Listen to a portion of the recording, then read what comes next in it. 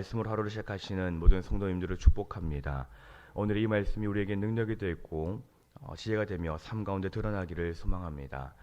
요한복음 16장의 말씀으로부터 말씀의 분위기가 바뀌게 됩니다. 이전까지의 말씀은 예수님께서 제자들을 향하여 하신 위로와 교훈의 말씀이었다면 이 16장의 말씀은 예언의 말씀이 됩니다.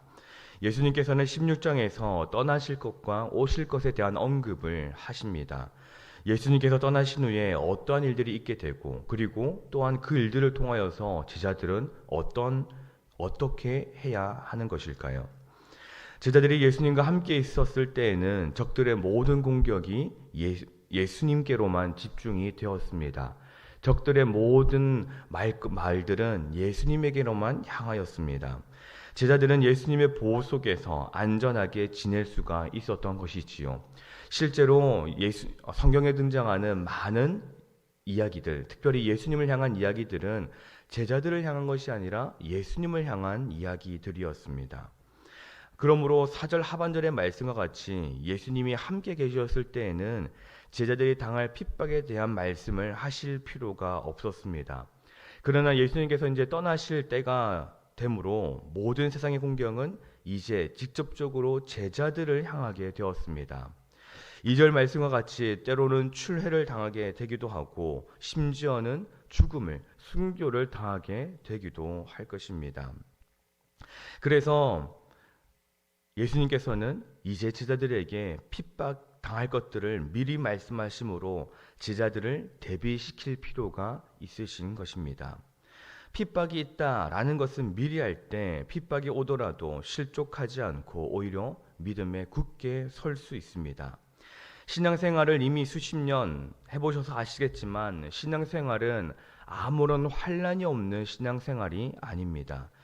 신앙생활은 만사 형통의 삶이 아닙니다. 만약 신앙생활이, 이 믿음생활이 만사 형통의 삶이었다면 예수님의 삶 또한 그러하셔야 했을 것입니다. 신앙생활은 우리가 원하는, 사람들이 원하는 것은 무엇이든지 다 이룰 수 있는 도깨비 방망이와 같은 그런 것이 아니지 않습니까? 상상을 초월하는 환난과 시험과 고통이 도사리고 있는 것이 이 믿음의 생활이지 않습니까? 이 사실을 기억할 때에 환난이 와도 당황하거나 시족하지 않고 오히려 믿음으로 더욱 견고히 설 수 있는 것입니다. 예수님께서 핍박이 있을 것이다 라는 그 말씀을 하셨을 때에 제자들의 마음에는 근심이 가득했습니다. 예수님이 떠나가신다 라는 것에도 근심이 가득했고 핍박 또한 근심이 되었던 것이지요. 그러나 예수님은 7절에서 이렇게 말씀하십니다. 우리 7절 말씀을 같이 한번 읽어보겠습니다. 7절 말씀입니다. 그러나 내가 너희에게 실상을 말하노니 내가 떠나가는 것이 너희에게 유익이라. 내가 떠나가지 아니하면 보혜사가 너희에게로 오시지 아니할 것이요 가면 내가 그를 너희에게로 보내리니. 아멘. 예수님의 떠나가심은 제자들에게 환난과 핍박이 가중되는 어려움이 있지만 성령께서 오시기 때문에 제자들에게 유익이 된다라고 말씀하십니다. 그렇다면 도대체 성령께서는 어떤 일을 하시기에 예수님이 떠나가시는 것이 제자들에게 유익이 된다라고 말씀을 하시는 것일까요? 성령님께서 하시는 일은 구체적으로 어떠한 일이겠습니까? 9절 하반절에부터 성령께서 하신 일들이 기록되어 있습니다. 죄에 대하여라 함은 그들이 나를 믿지 아니하며 의에 대하여라 함은 내가 아버지께로 가니 너희가 다시 나를 보지 못하며 심판에 대하여라 함은 이 세상 임금이 심판을 받았음이라. 아멘. 성령님께서는 죄와 의와 심판에 대하여 세상을 책망하십니다. 이것은 예수 그리스도를 믿지 않는 것이 죄라는 것을 깨닫게 하시는 것이고 예수님께서 죽었다가 다시 부활하시고 승천하신 것이 성도들을 구원하게 하는 유일한 것이라는 것을 확인시켜 주십니다. 또한 세상 임금 곧 마귀가 심판을 받아 망하게 될 것이라는 것을 확실하게 알려주십니다. 그 성도들이 이 세상에서 핍박을 받지만 그들은 홀로 있는 것이 아니고 성령께서 그들과 함께하여 주시며 핍박하는 자들을 책망하시고 복음을 믿도록 하는 사역을 하신다라는 것입니다.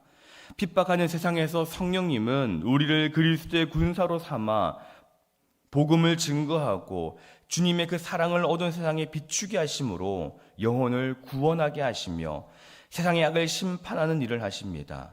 또한 성령님은 믿는 자들을 모든 진리로 인도하십니다.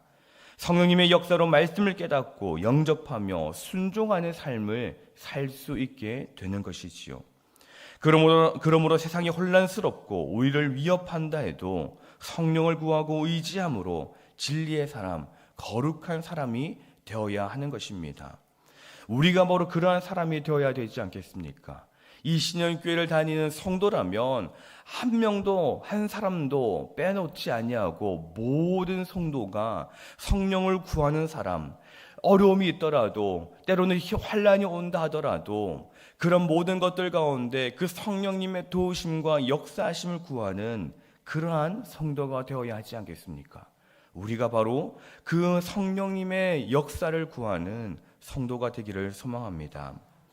예수님이 떠나가심으로 제자들은 잠시 근심하겠지만 예수님의 부활로 근심이 도리어 기쁨이 될 것이다 라고 말씀하십니다. 또한 제자들이 세상을 이길 수 있는 비결을 가르쳐 주십니다. 우리는 어떻게 세상을 이길 수가 있습니까? 20절에서 예수님은 근심하는 제자들에게 너희의 근심이 도리어 기쁨이 될 것이다 라며 제자들을 위로하십니다. 주님이 약속해 주시는 기쁨이 어떠한 기쁨입니까? 십자가를 통과하는 기쁨입니다. 예수님은 제자들의 기쁨을 해산하는 여인의 기쁨과 같다라고 말씀하십니다. 여인이 해산의 고통을 당할 때에 얼마나 큰 고통을 당합니까? 사람이 당할 수 있는 고통 중에 그만한 고통이 없다고 할 만큼 그 해산의 고통이 심하다라고 합니다. 그러나 그 해산의 고통 뒤에 생명이 탄생하는 그 순간에 어떠합니까? 모든 어머니들은 태어난 그 아이를 품에 안고는 고통을 잊은 듯이 웃으면서 그 아이를 품에 안지 않습니까? 그것이 제자들의 모습과 같다라는 것이지요. 예수님의 몸이 찢어지는 십자가의 고통 후에 영광의 부활이 뒤따르듯 진정한 기쁨은 생명과 진리를 잉태하고 고통이 반드시 같이 온다라는 것을 가르쳐 줍니다. 그러나 요즘은 많은 그리스도인들이 복음을 위해 그러한 고난받는 것을 꺼려하는 것이지요. 하나님의 일을 해도 편하게 하려고 하고 자신을 깎지 않으려고 합니다. 십자가를 붙들지 않으려고 하고 영혼을 위하여 기도하지 않습니다. 사랑의 수고를 감당하지 않으려고 합니다. 그러한 성도에게는 진실된 기쁨이 없는 것이지요. 부활의 영광을 바라보며 적극적으로 십자가를 지는 사람, 그래서 그 십자가가 주는 기쁨을 가진 사람들은 그 가진 성도가 바로 세상을 이길 수 있는 것입니다. 바라기는 우리 모두가 그러한 성도가 되기를 소망합니다. 십자가를 기꺼이 짐으로써 그 고통을 감당함으로써 그 고통에 참여하는, 고난에 참여하는 자가 됨으로써 그 십자가의 기쁨을 누리는 우리 모두가 되어야 하겠습니다. 예수님께서는 제자들을 떠날 때에 그들이 극심한 고난에 빠질 것을 아셨습니다. 그러나 이런 제자들에게 자신을 지킬 수 있는 놀라운 비결을 주셨는데 그것은 예수님의 이름으로 필요한 것을 구하라라는 것이었습니다. 24절 말씀에 지금까지는 너희가 내 이름으로 아무것도 구하지 아니하였으나 구하라 그리하면 받으리니 너희 기쁨이 충만하리라 말씀하십니다. 그리하면 주님께서 놀랍게 응답하여 주실 것을 약속하시는 것이지요. 그것이 무엇입니까? 예수님의 이름으로 구하는 것이 무엇입니까? 그것은 기도이지 않습니까? 기도는 예수님이 이 세상을 떠나시면서 성도들에게 주신 특권입니다.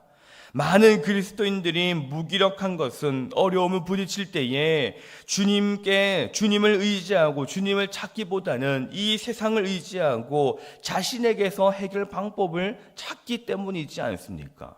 이 세상에 있는 많은 종교가 있고 그 종교를 믿는 사람들도 기도를 한다라고 하지만, 그러나 그들에게 여전히 무기력함이 있고 그들에게 여전히 어려움이 있는 것은 그들의 기도가 주님의 이름으로 하는 기도가 아니기 때문이지 않습니까? 주님께 하는 기도는 성도들만이 누릴 수 있는 특권입니다. 그리고 주님께 하는 그 기도만이 가장 실질적인 도움이고 가장 지혜롭고 완전한 해결책입니다. 이미 수십 년의 믿음 생활을 해오시면서 그것들을 경험하시지 않으셨습니까? 믿음 생활을 해나가면서 이런저런 방법도 해보고 내 힘으로 해결하려고도 해보고 다른 사람의 도움도 받아보고 다른 것의 도움을 받아보기도 했지만은, 그러나 가장 좋은 것은 기도였음을 고백하는 것이 우리 성도님들이시지 않습니까?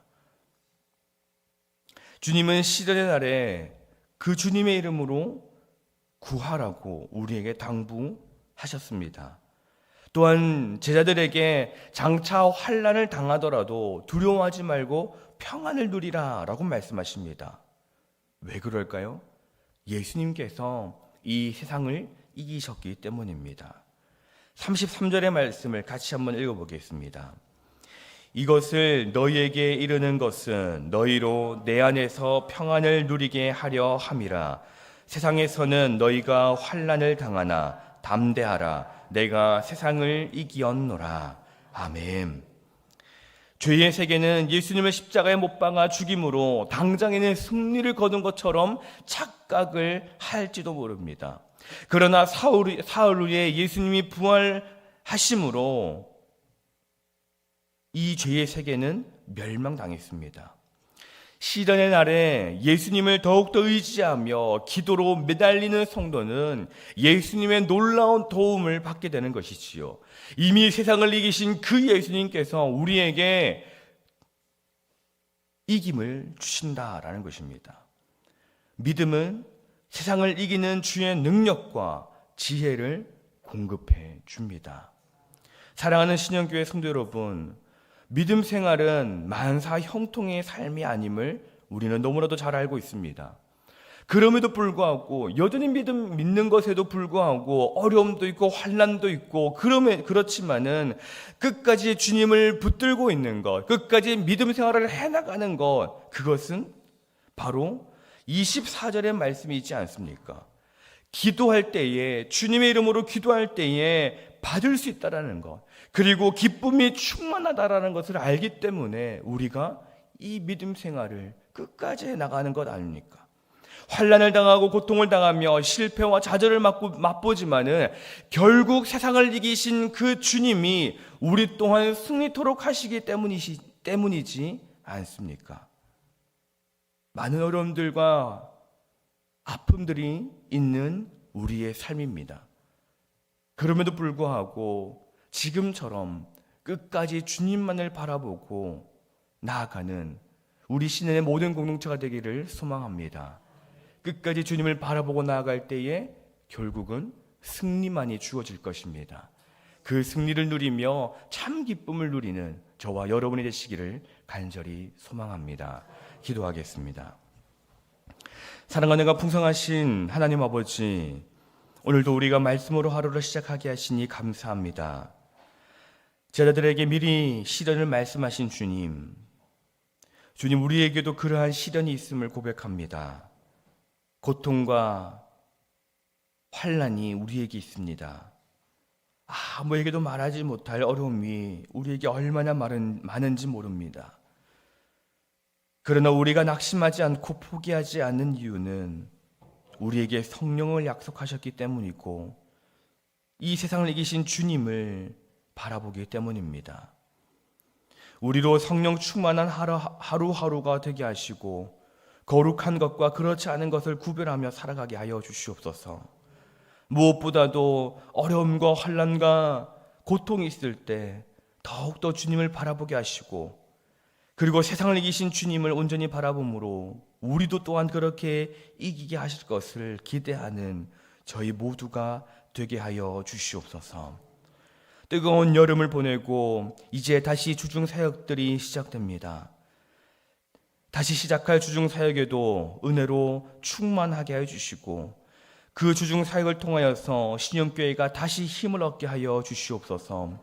뜨거운 여름 동안 잠시 주춤했던 우리의 모든 마음들이 다시 활력을 얻게 하시고 다시 일어서게 하여 주시고 다시 달려갈 수 있는 우리 신영교회가 되게 하여 주시옵소서. 신영교회 가운데에 하나님 함께 해주시고 우리 신영교회가 머물러 있는 것이 아니라 앞으로 나아가며 승리하며 이 세상 가운데 복음을 전파하는 우리 교회가 되게 하여 주시옵소서. 그리하여서 이 세상 사람들에게 인정받는, 믿지 아니하는 사람들이 교회로 발걸음을 옮기는 그러한 교회가 될 수 있도록 주님이 역사하여 주시옵소서. 이 새벽 가운데에 1,000번째 예물로 주님께 예물을 올려드립니다. 예물에 담겨있는 그 기도의 제목들을 주님 다 들으시고 응답하여 주시옵소서. 또한 이 자리에 나온 주의 백성들마다 주님께 간구하오니 그 간구하는 것마다 다 들으시고 응답하여 주시사 응답하시는 하나님을 깨달아 하나님의 살아계심을 날마다 고백하는 저희 모두가 되게 하여 주시옵소서. 많은 것들이 있습니다. 그러나 세세히 구하지 못하지만 구하지 않는 것까지도 다 들어 응답하여 주시고 때를 따라 돕는 은혜로서 우리 모두에게 역사하여 주시옵소서. 이 모든 것 우리 주 예수 그리스도의 이름으로 기도드립니다. 아멘. 하늘에 계신 우리 아버지, 아버지의 이름을 거룩하게 하시며 아버지의 나라가 오게 하시며 아버지의 뜻이 하늘에서와 같이 땅에서도 이루어지게 하소서. 오늘 우리에게 일용할 양식을 주시고 우리가 우리에게 잘못한 사람을 용서하여 준 것 같이 우리 죄를 용서하여 주시고 우리를 시험에 빠지지 않게 하시고 악에서 구하소서. 나라와 권능과 영광이 영원히 아버지의 것입니다. 아멘.